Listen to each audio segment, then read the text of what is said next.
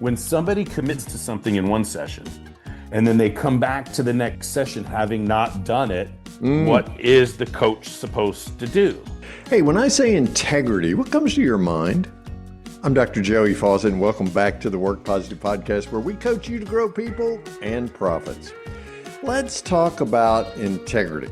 How much we lack it, how much we need it, how much we want it in our work cultures today. My guest is the author of The Integrity Game, which is evolving into a comprehensive soft skills development company. He's a world-class coach, having worked with entrepreneurs and high-performance teams in 14 countries across 4 continents. He's also the founder of Get a Clue Incorporated, which serves small and micro businesses and solopreneurs with productivity and accountability frameworks. And he's written a book series, Get a Clue. So lean in, listen up, and let's learn how to get a clue about integrity on this episode of the Work Positive Podcast. Hey, Work Positive Nation, you're going to get a clue today. In fact, a Cluebie snack. Jeff Klubeck is in the house. Welcome to the Work Positive Nation, Jeff. Glad to have you aboard. Man, thanks for having me, Dr. Joey. I wish your listeners could have seen what we were talking about prior to hitting the record button. I'm already having a blast. I'm already feeling like really deeply connected with you, and I'm thrilled to be on. Thanks for having me. Man, I feel deeply connected with you, brother. The green room experience on the Work Positive Podcast is pretty cool, isn't it? Yeah, absolutely. And that's despite what it said on the bathroom walls, it was actually. Yeah, well, I've been meaning to get Annalisa to call the guy to paint those walls. So I don't know. Well, do you know how long it took me to write that stuff? And this was a big. That's right. And you have to bring your own snacks to our green room. We don't provide snacks, but that's right. That's right. Yeah, we certainly need to start working on that, right? At least send you a gift card for Cluebie snacks, right? And we were separated at birth, Work Positive Nation, so you're absolutely going to love this. Jeff is all about a positive culture and the things that make a culture positive. So how did you get turned on? You're a superhero, obviously. How'd you get turned on to helping create a positive work culture? It's a great question. I think everything is multi-determined. That's a Cluebie snack, by the way. Yep. Everything is multi-determined. Multiple Nothing is causality. Mm-hmm. Yeah. It's important to understand that. So among all of the factors that combined to get me where I am today, what comes to mind in response to your question is the help I got when I was younger. My parents, they loved each other greatly, but they struggled financially. They never went to college. TV came out when they were growing up, so TV was their cell phones. The cell phones the TV was their thing. Right. And I was almost afraid to go away to college, and I remember telling my mom, "No, I'm not going to go to San Diego. I'll just stay home. It's easier." And she said, "No, not you. You got to go." Oh, wow. And I was like, "What?" And I thought she'd be happy. Yeah, she didn't like stay you, home, right? It was time for you to go. She said, and it's hard for me to say this without getting emotional. She said, "No, you're too special. You're too gifted. You have to go." And I was like, "Whoa."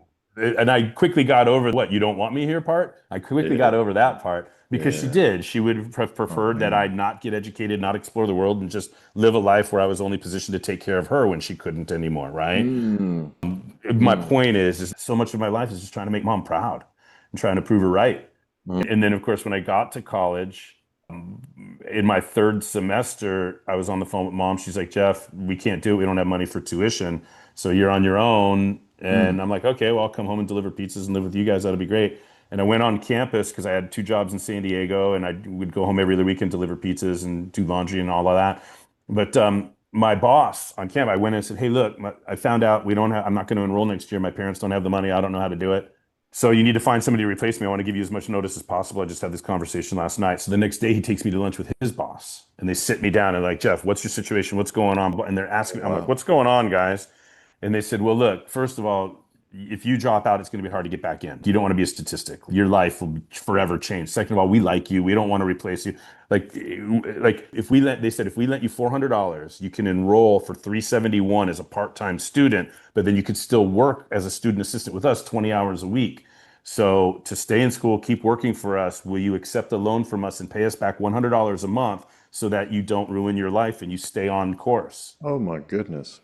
So it's hard to tell that story without getting emotional, because I went home and said, "Hey, Mom, guess what?" She says, "What?" I said, "My bosses want to lend me money to keep me in school." And Dr. Joey, the tears, and the emotion on the other side. And I don't know how at 19 years old it came to me. You and I talked about source, right? Yeah. And spiritual, like connected the Right. spiritual conduits that we all are, And if we're we're paying stewards. attention. Hmm. And there's no way a 19-year-old kid was mature enough, so this came from something higher. And I said, Mom, your job right now isn't to be sad that you don't have the money. Your Yeah. job right now is to be proud that you raised somebody that these gentlemen want to invest in. Woo, man, you got me all And up in my feelings, brother. and so now the rest of my life has been trying to be true to them, true to her, true to my words. And now I want to be the person that believes in others. I want to be the person that makes a difference for others. So there's a fine origin story for integrity. Mhm. Thank You you. know, that is absolutely amazing because now you're my poster child for integrity. And those two guys that invested in you and your mom, because each of you, I mean, you did the right thing, right? Seven and a half years later, the dedications page on my master's thesis was to Dr. Richard Guerrero and Bill Behrens, who lent me the money to save my life. Wow. Okay. All right. This episode's over. That was a lot of fun. I know it's hard to talk about. I mean, like origin, depths, that's the epicenter. That's Man, what, among all of the factors that are at play, I think those are primary. immensely primary and highly determinative of who you are. And you still had choices to make as to whether or not to just receive it rather than share it. But it sounds like it really set you on a path and a course. I mean, it became a mission, right? For the Yeah. rest of your life. Hey, here I go. I'm off to replicate what these guys did for me. And if we get into the integrity game, it's a 10-point model, of course. Uh-huh. Purpose is in the pole position. Purpose in it's tongue tying. I'm usually verbose. I'm usually super when I think about Oh. the enormity of the responsibility and to be your word and the journey Mm-hmm. and honor the Mm-hmm. parents and you Mm. know, yeah, so there's a lot there. Thank you. There really is. Thank you so much for sharing that. That's absolutely amazing.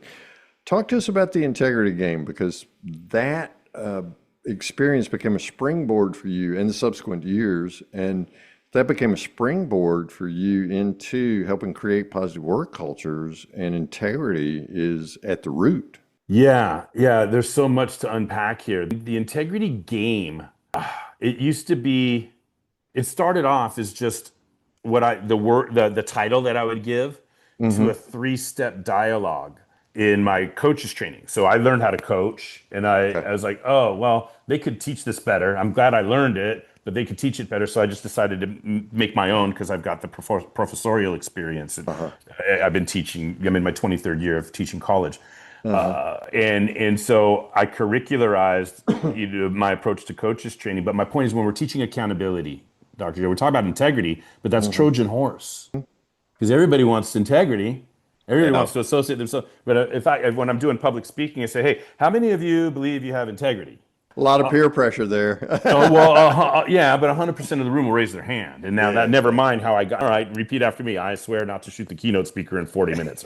Right. And then I don't want to offend you. Hang on, let's make sure we're talking about the same thing. But And I then I do go want on to and offend you to make you think about your. I want to hold up the mirror. I Yeah. want to activate the attention that they can Mm. pay to themselves. But we know that accountability will always feel like an attack when we're not ready to be 100% responsible for our Absolutely. own behavior. So Yep. back to our green room conversation about road less traveled and discipline and self-responsibility, that's at the underpinnings of it all, right? This is way Hmm. before I even learned how to coach. When I finished my master's, I drove around the country. I read The Road Less Traveled. And so, Wow. what is love? What is the willingness to be vulnerable? What is dedication to reality? What is the right amount of responsibility to take for things? What is delay gratification? I already had a lot of delay gratification, but I think you understand. But back to the Yeah. coaches training, when somebody commits to something in one session and then they come back to the next session having not done it, Mm. what is the coach supposed to do? From a communication perspective, there's a three-step dialogue that I teach and be natural within it, but get them to own it, get them to understand the consequences of not being their word in that moment, and then get them to decommit or recommit. It's just a three-step ownership, consequence, decommit or recommit, right? Mhm. Update your word, right? That's it. So but I called it the integrity game. just to kind of soften the blow because we know that accountability is going to feel like an attack. So if I'm in a coaching session with you, I say, Dr. Joey, you didn't do what you say. What's wrong? What's the problem? What's wrong with you? Yeah. Or even if Why? I say, You drop if the I why say, word, well, right? even Yeah. if I say all right, Dr. Joey, now I have to hold you accountable. That nothing's going to push you further away. No, man, But if it's I an say, allergic reaction. yeah, but if I say, hey, listen, so let's review your commitments from last time. Okay, commitment A, did you or didn't you? No. All right, time to play the integrity game. Mm, They mm. go, well, what's that? I'm like, well, I just got three questions for you real quick. Why didn't you do it? And I hold that until they say until they take responsibility. Then we say, well, what are the consequences of having not Yeah, done it? Well, first of all, the right. thing didn't get done, so it's progress, material progress, but then your relationship with your word gets eroded. So those are always the two consequences. Mm. And then, well, knowing that you're 100% responsible for it, knowing that you've eroded your relationship to your word and not made progress towards your goals, are you going to go or get off the pot? Are you going Hmm. to Hmm. decommit or are you going to recommit? Absolutely. So what you're really So doing is originally putting that was the just enough, intake. you're putting just enough pressure on them to bring out the best in them, which is the whole purpose anyway, right? You want to be your best Yeah. self and you want to create a culture within this organization of best selves people, right? So you're just putting enough pressure on each other, but you're right, man. Accountability is a four-letter word for a lot of us. Yeah. Ego defense comes up, and people aren't logically saying, ooh, I smell accountability. Let me do everything I can to defend myself from that right now. It's Yeah. not. It's not a logical choice. It's an Uh-uh. automatic fight or flight response. We know it's Right, right. coming. Yep, yep, yep. So, when it shows up, I've got technique for that, but I want to diffuse it or disarm it or prevent it as much as possible. So I say, all right, it's time to have an accountability dialogue with you. I won't say that. I'll Trojan horse and say, time to play the integrity game.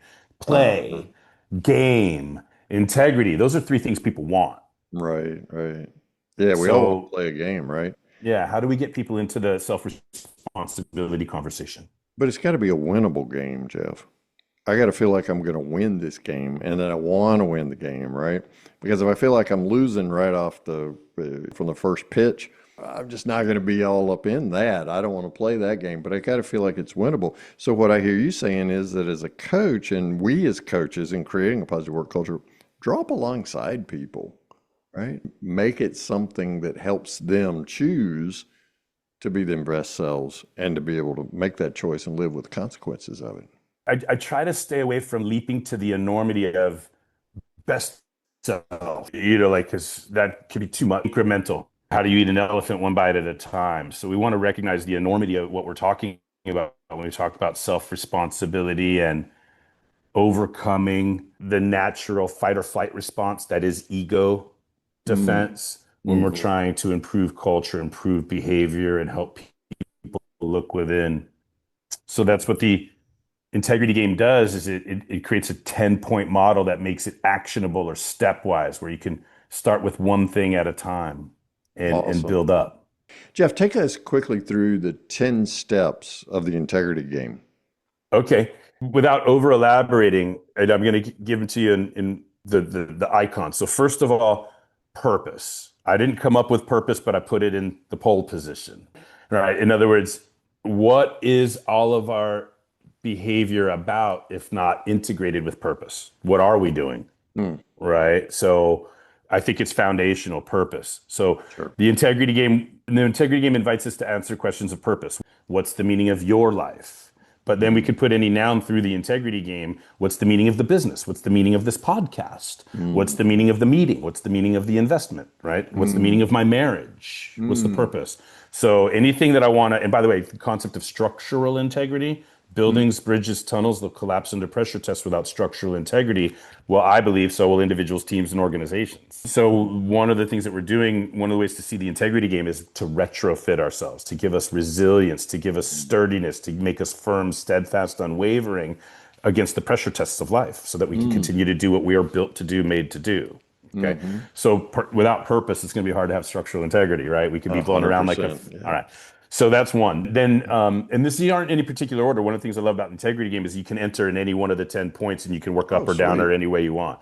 But let Hmm. me just go in the order that I introduced them when I'm doing a keynote. So next is Okay. gifts. So the integrity game wants us to answer questions of gifts. For example, what's our mindset for giving and receiving? I told you that story about I had to overcome I had to overcome like, no, I don't need your help. I'm fine.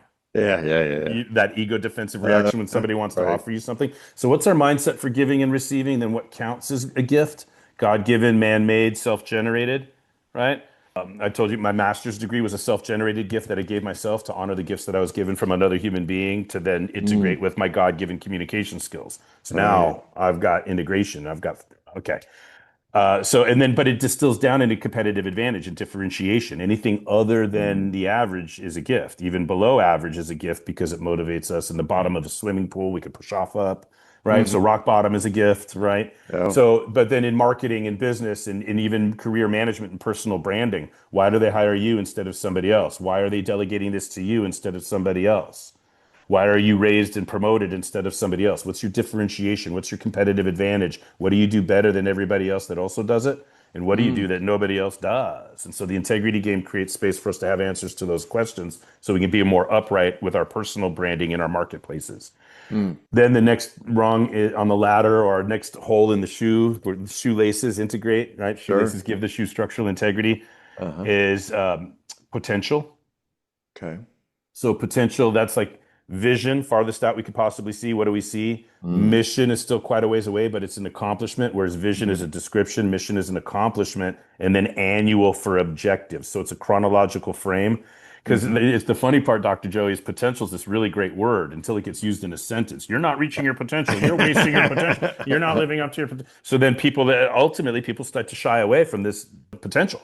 And what the integrity game wants to do is get you to declare your potential. And so we created that frame. Vision, farthest out you could possibly see. What do you see? Describe it. Now, what's the greatest thing that you could achieve that would prove you're on your way to the vision? That's a mission. That's a destination. That's an accomplishment. Put a person on the moon and return them safely, like we talked about in the green room. And then, all right, so to put them, what's your annual, what do you need to achieve this year? And so then the fourth point on the model is so important. It gets its own point, but it's still part of the chronological frame. Less than a year, goal setting. So I take SMART goals, I add an A and I change the R to make SMART smarter. Because if you've been exposed to the SMART methodology, there's nothing in there about behavioral change. So I added an A for ambitious. Your goal's ambitious if you need to change behavior in order to achieve it. And by the way, if you don't want to change your behavior, you probably don't need me. Or smart goals for that matter. Right? Well, if you want to commit to insanity, you do the same things over and over, you guys, Plenty right? of us So doing that, right? yeah, so purpose, gifts, potential, goals. You see how we're getting closer now to the tarmac, Yep, buddy. right? So then the next is strategies, tactics, and resources. Because once you set the goal, the brain's going to be like, well, how do we do that? And there's equifinality, multiple paths to the same destination. Sure. So that's when we know about behavioral styles and gifts and differentiation because I'm going to recommend a different strategy to the introvert than I am to the extrovert. Okay. So not one size fits all, but right. So and it's a bottomless pit because there's strategies for everything. Right. Health, relationship, finance, be a likable boss, train the trainer, conducting performance reviews, team building, culture, high performance teams, remote work. I got a library of 100 different titles of training, soft skills trainings that we're ready to customize for people. So strategy is never the problem, but a lot of people suffer from halitosis. Right. Well, how do I? They're asking the wrong questions. Why do I? You know, you're tethered to why. You're going to find how. Your brain will That's see it. right. It presents itself. Yeah. You got it. And so then the next point on the model is word and commitment. Because most people, when I'm doing keynotes and say, well, what is integrity? I get the two answers. Somebody will say, be your word, do what you say you're going to do. Okay, we pin that on the board, we work with it. Somebody else will say, do the right thing regardless of who's watching. Okay, cool. So we like the be your word thing, but it's not enough because I could say I'll sleep on the couch for 24 out of every 24 hours for the next year. And then if I do that, I will have done what I said I was going to do. But you and I both know I can't claim integrity that way.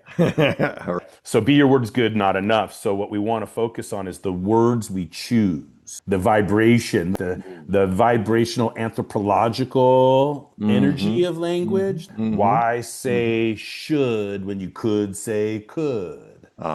Why say hate when you could say not my favorite? Why, so when we want to slow down and be really careful with our word choices, Yeah. but then also, because, our relationship to our word. Absolutely. And when we articulate that, we're really I think, speaking that into existence. So when Yeah. we're talking about just the fact that we talk about a positive work culture, that moves us closer towards making that a reality for everyone Yeah. What are involved. we doing to contribute to positive word culture? Are we being careful with our word choices? And That's man, words matter. And They matter. They matter. yeah, I was they interacting with somebody earlier heavy. today. So there's somebody wrote a post like, "Oh, words can hurt just as much as a physical action." I'm like, "Okay, cool, thanks. That's really true and important." But I posted, I'm like, "Well, according to that logic, they could love just as much as a physical action too." So I like to love people with my words. Now, I'm game for a good hug anytime, Yeah, but 100%. all Yeah. right. As a Yeah. matter of fact, some people out there go for the jugular, but I go for the hugular. Yeah. That's cute. Yeah. So word and commitment, and then it goes to action and behavior, right? Which Mhm. we start to talk about in goal setting because I add the A. What about behavioral change? We start to Right. talk about in goal setting, but we really get clear. What are the behaviors that I need to change? Mm, What do I need to decrease, increase, start, or stop? What's the mm. status quo of my behavior? And right, and what does it mean to be a person of action, taking action? What prevents people from taking action and being self critical of their own behaviors? And we want people to look within. So that's a brung on the model, but focused on specific observable behavior. Then we move over to proactive learning. The integrity game says if you've got answers to all these other questions, you're going to know exactly what you want to learn, Yep. right? So we want to take the red pen out of it because a lot of times learning is associated with the childhood stuff, the ruler on the wrist, the red pen, the competing with other people, the reading endless texts that aren't, it's not going to be on the test, waste of time. How is this going to help me? We want to take all of that stuff out of learning. We want people to run through a brick wall to go learn what they want to learn because they have answers to the rest Right. of their integrity game questions. Hmm. So Hmm. I like to say, we want to take the red pen out of learning with the integrity game. And then accumulation of accomplishment is the ninth rung on the model in the order that I'm giving it. Hmm. Achievers and success driven and accomplishers. And we're so focused on the next thing we want that we forget to smell the roses. Update the resume, update the LinkedIn profile, pat ourselves on the back. Don't, like I mentioned this in the green room, I'm getting more Hmm. comfortable with sharing the truths about myself, overcoming the fear that I'll be perceived as arrogant because the world needs to know what I've done because the Yeah, world is waiting to get what I have to share. So that's absolutely. part of And my how can they journey. invite you into the relationship? Or Unless they know. here's who I am. Here's what I do. Yeah. And then finally, and I think that I'm going to land with you, Dr. Joey, Hmm. is giving and service is the last point on the model. And hopefully Hmm. that reintegrates with purpose. So hopefully somewhere along the way, where like the integrity game says, who wins when you win? When your cup filleth up and spilleth over, who drinks? So who are the communities you serve? Is this all for you, or is there something, are you have any connection to some sort of at all? Some Mm. cause, some legacy, some advocacy, some championing, some contribution, anything, right? So if we have answers to these 10 sets of questions, we're upright. And if teams and cultures can share this language, share the model, Mm. and come together and encourage each other in safe dialogue, safe spaces, and share their integrity game answers with each other, right? So you can play it as a team. Hey, we are a team. We're a collection of individuals. We all have our answers to our own integrity game, but now Hmm. let's play it for the team. What's the purpose of the team? What's the purpose of the project? What are our competitive advantages? We have the potential to what?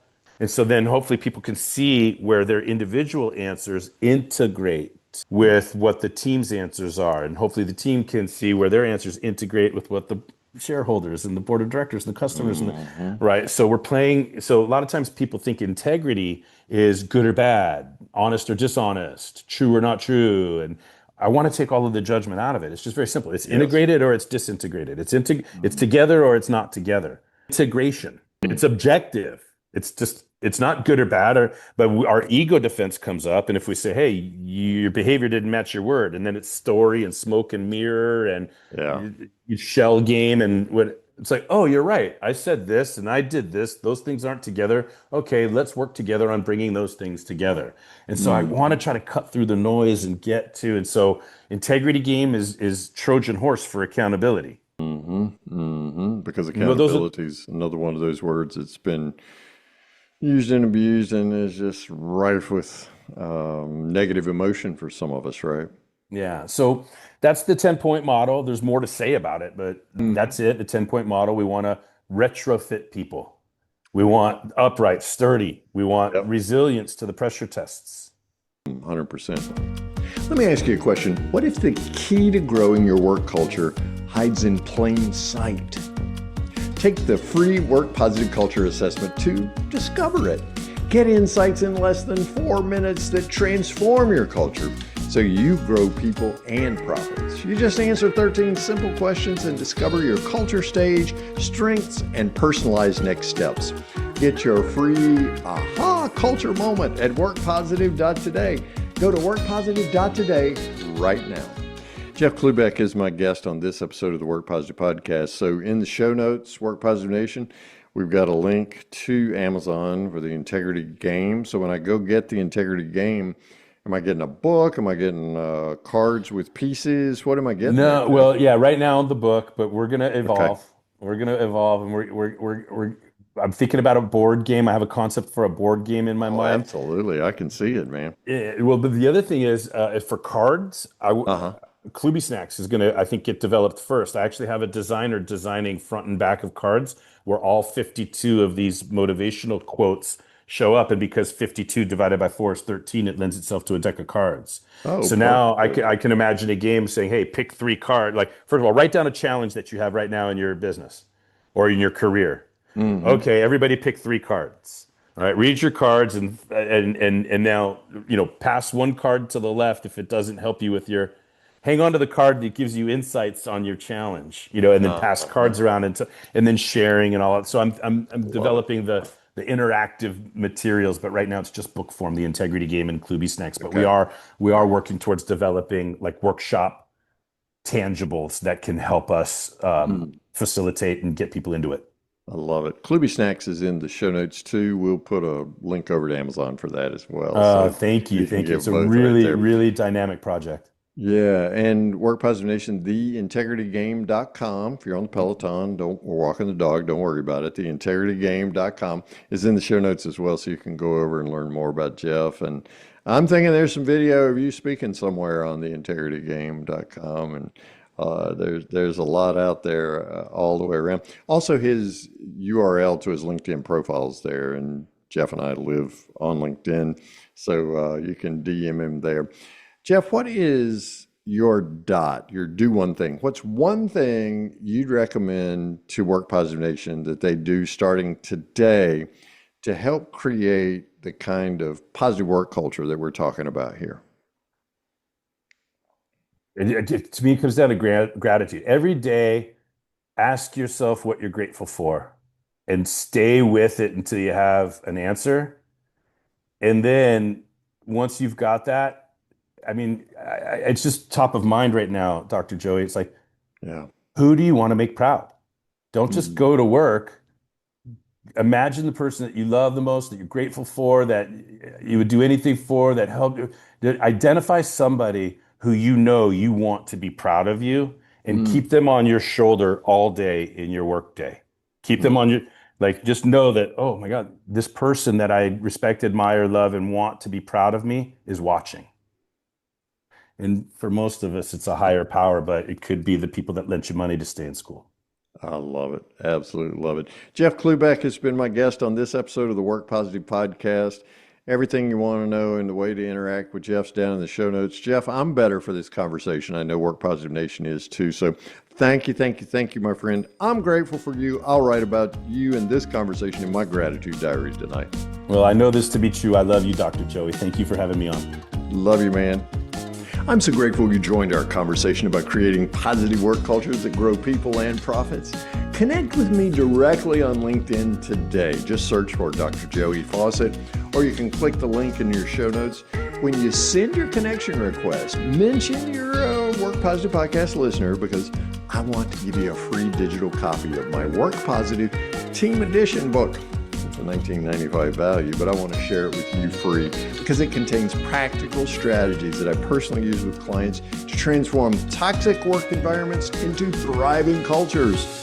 We explore in that book how to create a positive work culture and we do so again in every episode of this podcast. Our LinkedIn connection allows you and me to directly talk about your specific challenges, so feel free to send me a message on LinkedIn. I personally read and respond to all those messages because I genuinely care about your work positive success. So go to LinkedIn and let's connect.